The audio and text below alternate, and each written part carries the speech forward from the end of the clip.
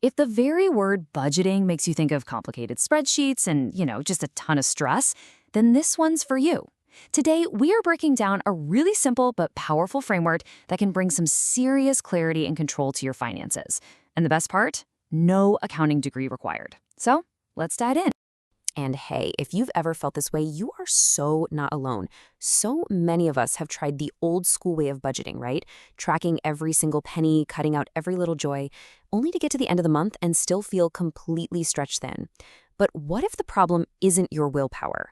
What if the system itself is the problem? So where did this whole 50-30-20 rule even come from? Well, it actually started with this idea called the two-income trap. Research uncovered something pretty startling. Even with two people working, a lot of modern families are in a riskier financial spot than single-earner households were in the past. And why is that? It's because the costs of the absolute must-haves, we're talking housing, healthcare, education, they've just skyrocketed, leaving almost no cushion if, God forbid, one of those incomes disappears. Okay, so if the old way of doing things isn't cutting it, we need a totally new game plan. This is not about tracking every coffee you buy. It's a simple behavioral system that's designed to work with our brains, not against them. It gives you a clear, simple roadmap for your money. And here it is. This is the heart of the whole thing, the 50-30-20 rule. The big idea is to take your after-tax income, and that part is key, and split it into three simple buckets. 50% for your needs, the absolute must-haves. 30% for your wants, the stuff that makes life fun and worth living. And a really crucial 20% for savings and paying down debt. That's the part that's all about building your future. But listen, the most important part of this whole process is starting with the right number. I've got to say it again. We are not talking about your gross salary, that big number on your offer letter. This whole system is built on your take-home pay, the actual cash that lands in your bank account after all the taxes and deductions are taken out. Think of it this way. Your gross income is like the fantasy number, but your net income, your take-home pay, that's what's left after Uncle Sam and everyone else takes their cut. That is your financial reality. And for this system, it's the only number that matters. So always, always start with your net. Okay, so now that we're crystal clear on our starting number, let's get into the buckets themselves. What actually counts as a need versus a want? Getting this part right is, well, it's everything. First up, the biggest piece of the pie. 50% of your take-home pay is allocated to your needs. These are the absolute non-negotiables, the expenses you have to pay just to live your life and get to work. Now, the definition of a need here is pretty strict. We're talking rent or mortgage, essential groceries, your utility bills, and basic transportation. But here's a really key distinction. Only your minimum debt payments count as a need. The amount you have to pay to avoid late fees. Any extra cash you throw at your debt to pay it down faster, that actually belongs in a totally different bucket. We'll get to that. Next up, we've got our second bucket. And honestly, this is the one that makes the entire system sustainable and, well, not miserable. 30% of your take-home pay is for your wants. And let's be super clear. This isn't just frivolous spending. The wants bucket is a core feature, not a bug. This is your budget for restaurants, for your hobbies, for streaming services, and vacations. The whole goal here is to prevent financial burnout.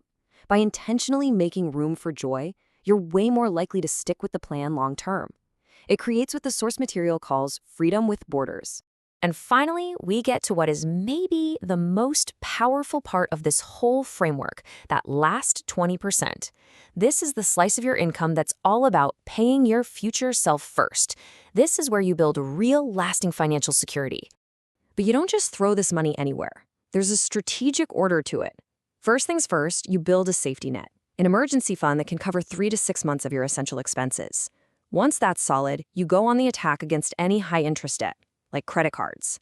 Then, and only then, do you shift your focus to investing for retirement and saving for other big long-term goals. And what's cool is that even inside that 20% savings bucket, the rule is flexible. When you're paying down debt, you can pick your strategy. There's the debt avalanche, where you tackle the highest interest debt first. That's the one that's mathematically optimal, it'll save you the most money. But there's also the debt snowball, where you knock out your smallest steps first to get these quick psychological wins. It's incredibly motivating.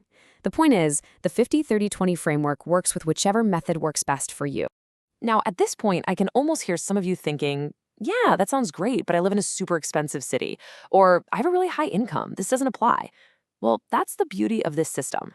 You have to think of it as a flexible starting point, not some rigid law. It's designed to be tweaked to fit your actual reality. So, for example, if you're in a high cost of living area, maybe your needs realistically take up 60% of your income. The key is you protect that 20% savings rate by shrinking your wants bucket down to 20%. On the flip side, if you're a high earner, maybe your needs are only 30%. The goal then is to avoid that lifestyle creep and pour all that extra cash into savings, maybe even saving 50% or more. So, how do you actually put this all into practice? How do you go from just listening to this to actually doing it? Let's break it down into a really simple 3-step plan to get you started today without feeling overwhelmed. Here's your game plan. Step 1 is the diagnostic audit. For just 1 month, track your spending. Don't try to change anything, just get the honest data. Step 2 is structural rationalization. You take that data and categorize every single expense into needs, wants, or savings. This is where you see where your money is really going. And then step 3, the most powerful part of all, the behavioral nudge. You automate it. Honestly, if you only do one thing after hearing all this, please let it be this. Set up an automatic transfer for the day you get paid. Have 20% of every single paycheck move directly into a separate savings or investment account before you even have a chance to touch it. You pay your future self first, and then you're totally free to live on the rest. And that, right there, is what the 50-30-20 rule is all about. It's not about restriction or feeling trapped. It's about creating a simple structure that gives you permission to spend guilt-free today, while you are automatically building that secure future that you absolutely deserve. So, I'll just leave you with this question. Forget trying to overhaul your entire financial life overnight. Just looking at these 3 buckets: needs, wants, and savings. What is one small, totally manageable change you can make this week to start moving your ratios in the right direction?